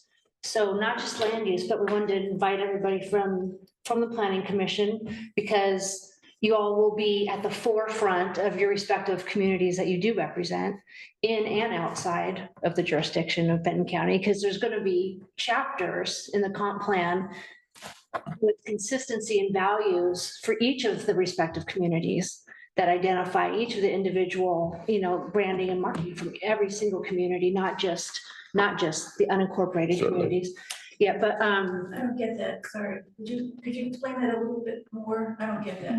So like Corvallis has done their comprehensive plan, but that will be one of our primary background documents that talk about the existing conditions for 60,000 out of the 100,000 people that live in the community, right?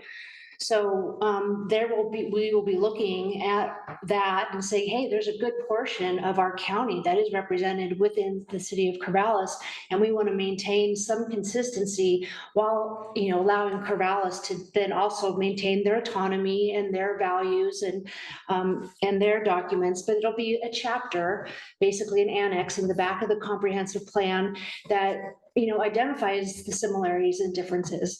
As well, we do need to maintain consistency with the statewide planning goals across the board. All the communities do, but we also want to find our similarities, opportunities, and our differences amongst ourselves in the county as well. So Alpine and Alcyon may find themselves aligned in some ways, and they may not. Water's a really good example of that. But those are the types of things that the analysis is going to do, and we find opportunities to collaborate over the next 20 years on some things, and then maybe drop some ideas because it's just not low enough hanging fruit, or the infrastructure is going to be too expensive. I mean, those are going to be some of the outcomes of the comp plan when you get to the strategy level. But so this group next week is not just the Planning Commission, which is predominantly land use, right? But we also do work on the other 14 statewide planning goals. So there's a lot of overlap from citizen involvement to water resources to energy, sustainability, the water, Willamette Greenway work that they do. But we worked a lot internally with folks just so we could collaborate and leverage the in-kind contribution, because it's going to be a pretty heavy lift and pretty staff intensive. So we have folks from the health department.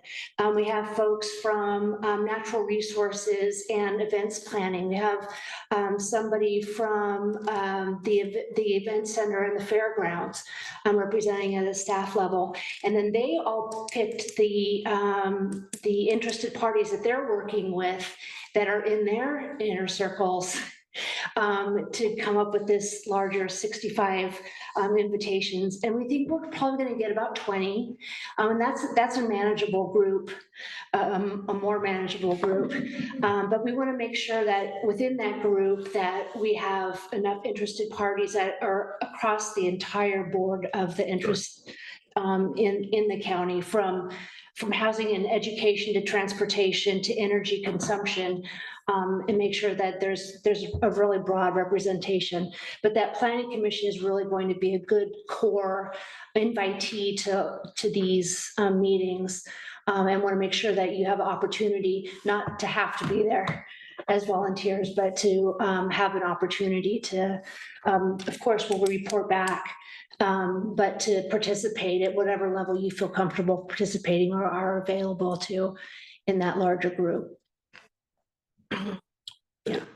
And in preparation for that, it's, I wish, again, we're anticipating a training session for us for us to be able to effectively work with this effort in the specific areas that we represent. So we'll develop a tool bag for, if something, comes to North Albany, Benton County's second largest city, that I'll be involved in that, and I'll have been trained in what to do with that. And that'll be true of all of us. And so we'll have an active role in participating and helping to engage with our communities within this community engagement work. And then out of that, which is the next step, which is start to take that information and use it as a foundation for envisioning what the comprehensive plan looks like for the future.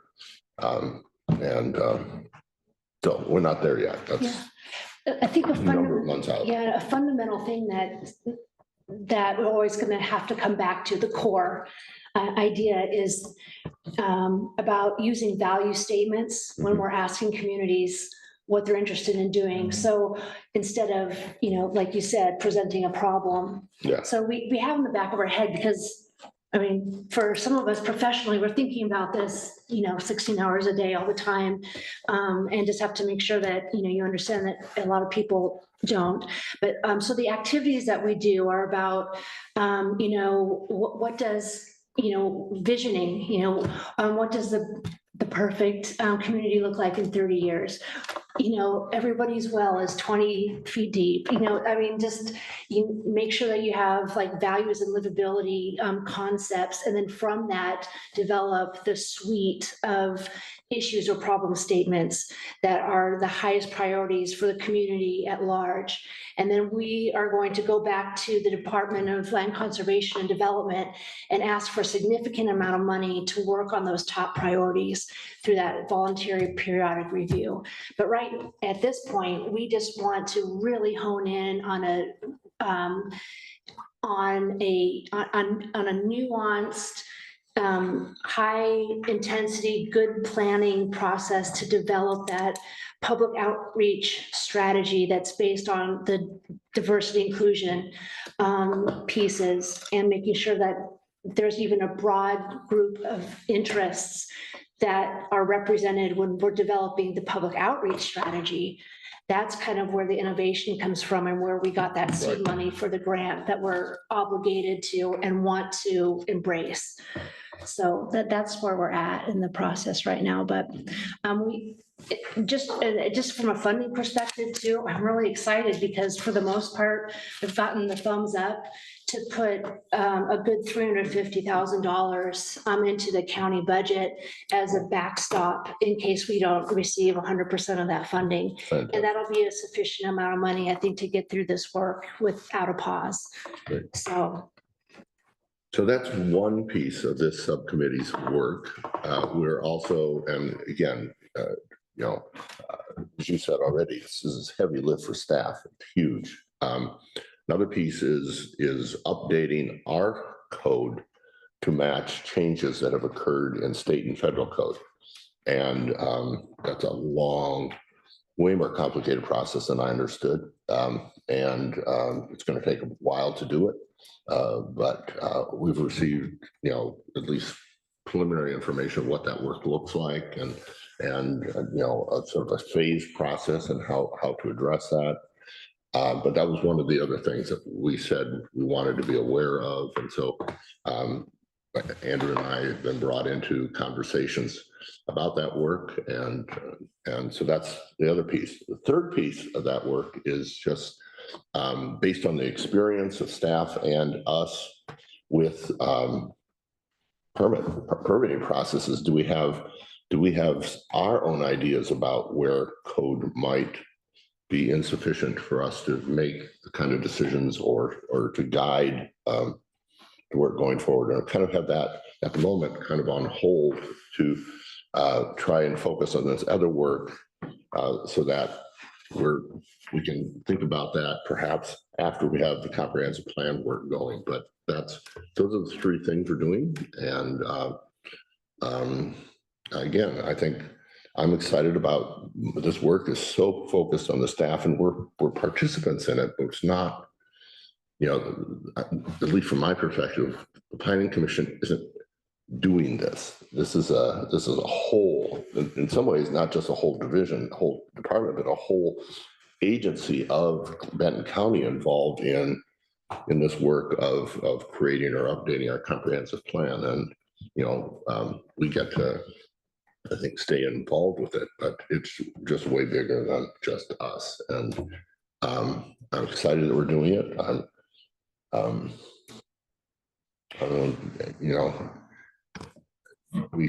There'll be more information coming back, but I think right now the big step is actually getting out there with this community engagement plan and learning from that. So that will happen pretty soon.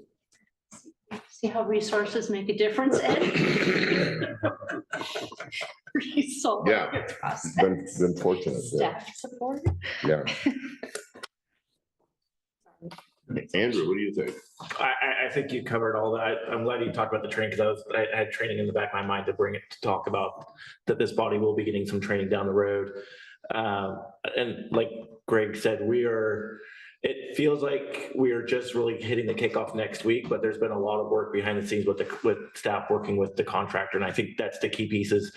Me and Greg, we've just been really just helping fill in the gaps and providing a lot of feedback to Shannon and Petra. And we're not the decision makers. We're more the committee of two planning commissioners helping provide information or seeing those gaps and then realizing, oh, there's a lot of work to still be done on the land development code, that because of all the federal laws and state laws that have changed, that there's just a lot of what's the low hanging fruit that we can start grabbing now and start getting the work done on that.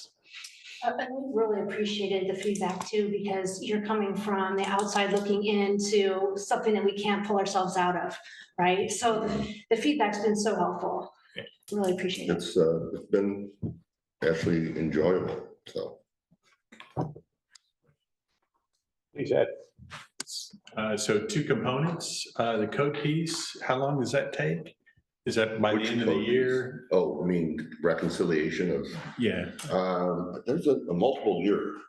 Oh, it's multiple years. Yeah, so there's two phases. One is that administrative audit, Okay. and that needs to be done by the end of May. Okay. We have our first, I can't stand this word, the tranche, but they're going to give it to us in 3 tranches. Right. We have the first tranche is sitting in Shannon's inbox right now, I think. So we'll be looking at that primarily, again, just from a staffing perspective. There's not a lot of discretion in there. We just want to check it for accuracy. And then we'll do that iteratively so that they can work on the second tranche while we're checking the first one. And then, so yeah, that'll be done before the end of this fiscal year, which is the end of June. But yeah, May, and then hopefully get those administrative amendments adopted into the code by June or July with the board. Then we will have a fresh, up-to-date, ready for policy work development code. So when we start to get feedback, policy feedback from the comp plan update, we will start putting in our comments into that based on what we're hearing from the comp plan. And when the comp plan has been adopted, then the implementation factor will be that development code update. And so on the comp plan itself, what's its timeline? So we think that it's gonna be about an 18-month process, as long as we can nail that funding timing. Okay, and I'll add on those tranches. Each of those, when they're ready to be, even if they're gonna be like administrative type changes, they will come through this body to be as part of the land use amendment process. So we'll see all that before it goes to the Board of Commissioners. Yeah. So that's a formal Legislative process. That's the word I was looking for. Thank you. Legislative process. So we will see all that. Yeah, but it's not like there's a lot. And me and Greg won't be the only ones. We won't be making decisions on any of that. Like, it has to come to this full body for anything. So. But I think, yeah, as Peter has already said, there's not a lot of, administrative latitude in those updates, so. a couple of months ago, you sent us documents that were marked up from staff with things that they had identified. They felt like this needs to change, or this is out of date, or this this needs reconciliation. How will that play into it? How is that part of, is that haven't already taken place, or is that coming through us, or how is that working? Yes, those were all the houses, that was all the legislation from the last 12 years that we believed needed to be addressed. Mhm. The actual recommended text language draft is what's in the tranche. Oh, I see. Okay. But not just the what, it's the how. Yeah. Right.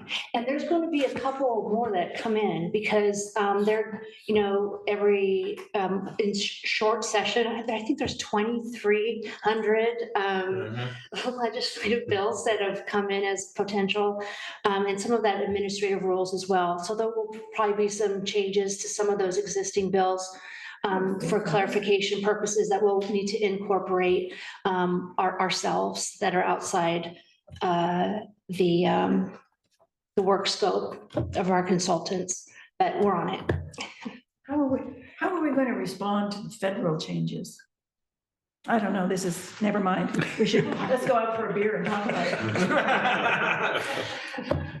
Too soon. Yeah. So any actual change in code still comes to us, but that's the process how it gets to us. I think one of the things I'll be interested in, and we haven't talked about this much, is how do we into the future figure out a way of not getting 12 years behind? And yeah. Yeah, I mean, part of it is just a staffing philosophy, Yeah. I guess. You're right. So I don't know, been at it for 20 years and it is the way to go. Otherwise, it's just too overwhelming. Right. So unless you have, kind of codified an annual process to incorporate the changes, it just does become overwhelming, but it's very manageable if you look at your code every year. Yeah. So it's Yeah, just I wasn't kind of a expecting- no-brainer. I wasn't expecting a full answer here. I realized that we both want that. So. Oh, it's deserved. Yeah. So that's what we're doing. Very good. Appreciate the update. Any comments from our online participants?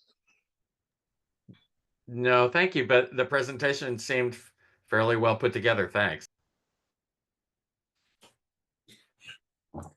Well, I very much appreciate the engagement that we've had on these subcommittees. As I say, this is the first time in my experience on the Planning Commission that we've stood up subcommittees. We're doing important work. We've got lots of continuous improvement that we can look at doing, and I personally would very much like continued suggestions on how we can make this process better and more accurately reflect the sense of the Planning Commission and so forth.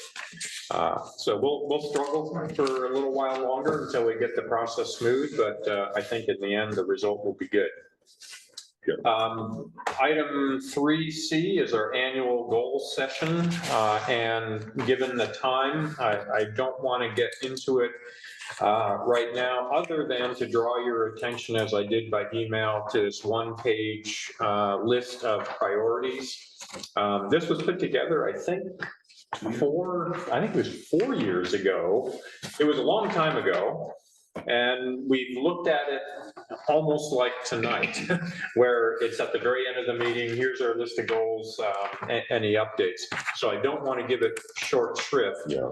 And we'll reserve this along with the context documents that Petra provided in our handouts that came through email later in the day today, which incorporate the budget guidelines, community development, and other goal-setting kinds of activities that are occurring in the county.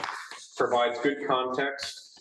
The ones in color on our one-pagers were the two areas.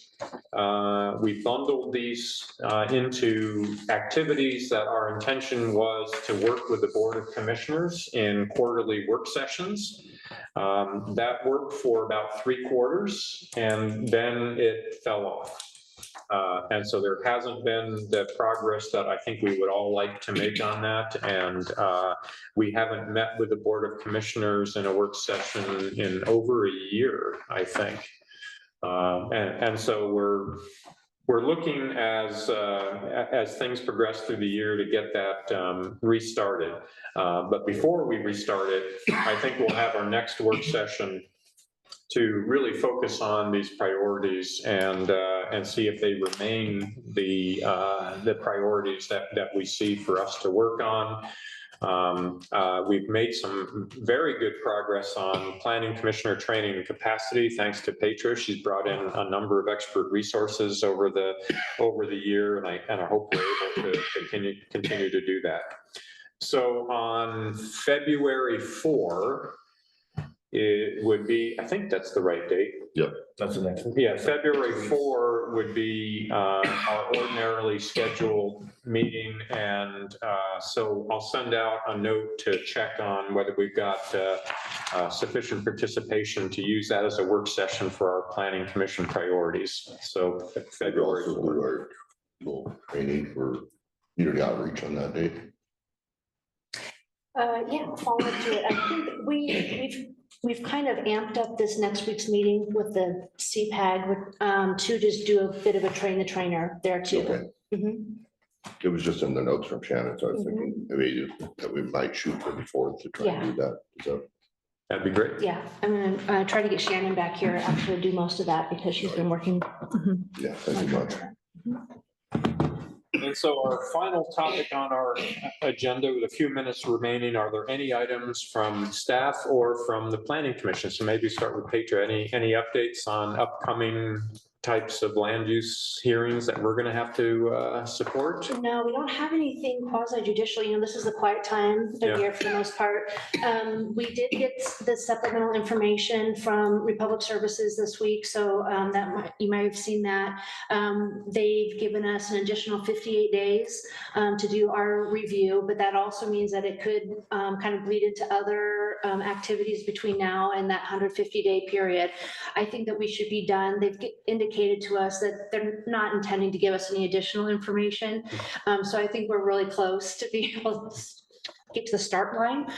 So I do think that our tentative schedule of potential hearings about mid-March is going to be essentially on target.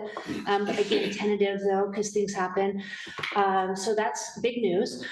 And what else? Right now, we're really into the budget period right now. But I think we will likely verbally, all of our planning activities have been kind of verbally approved for moving forward with the county. So that's a lot of great support, including some reorganizational opportunities in the planning division, which includes a potential transportation and/or housing planner, as well as an opportunity to provide some additional services to the small cities if they're interested in contracting with us and offsetting some of that. Another great one is with this might be a good training opportunity too, is the solid Sustainable. Yes. Solid materials. So that hasn't waste gone away. management. Bailey Payne is also in the community development department. We just gave a presentation actually today on an update to that. That might be a good one to have him come in, and we're kind of talking about the larger suite of services that the region is looking at, not only from an environmental perspective, because there's so much new technology out there to help this gap in solid waste management, recycling, upcycling opportunities here. Not only environmental, but the really exciting thing is it's also a potential cluster industry for this region.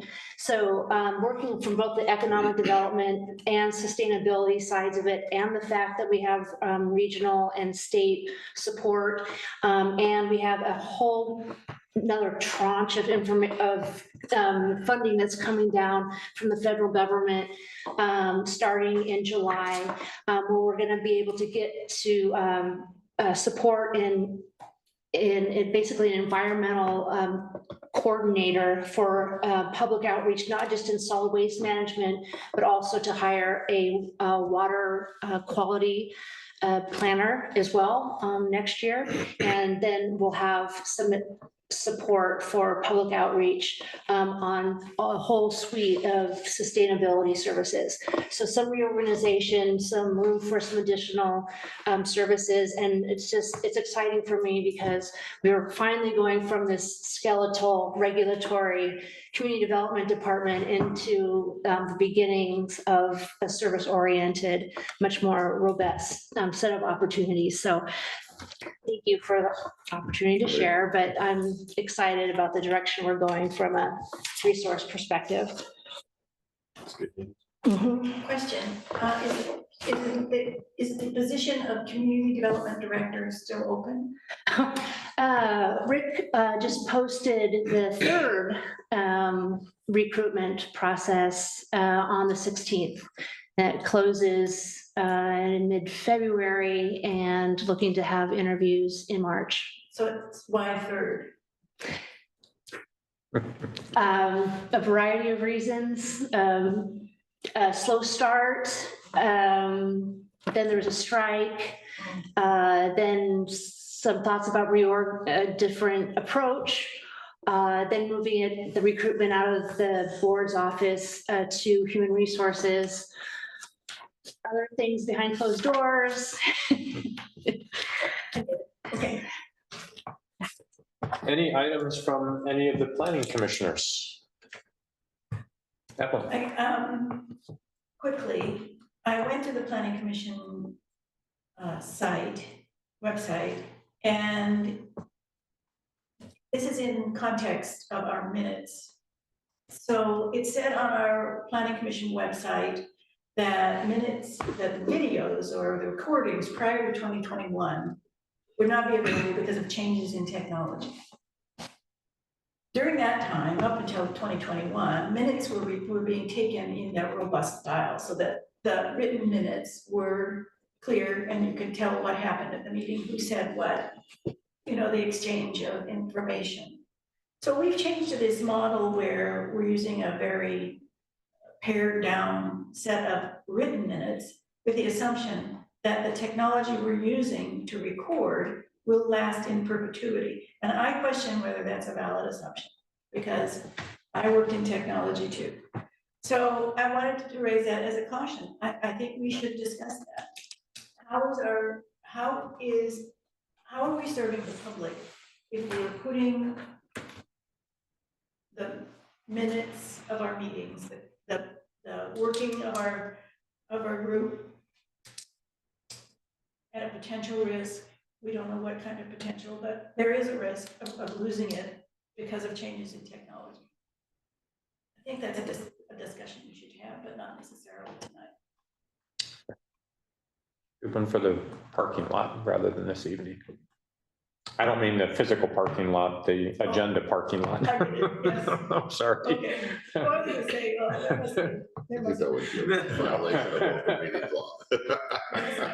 That's a holdover, idiom from HP. I'm sorry. That's okay. Any other inputs from the planning commissioners?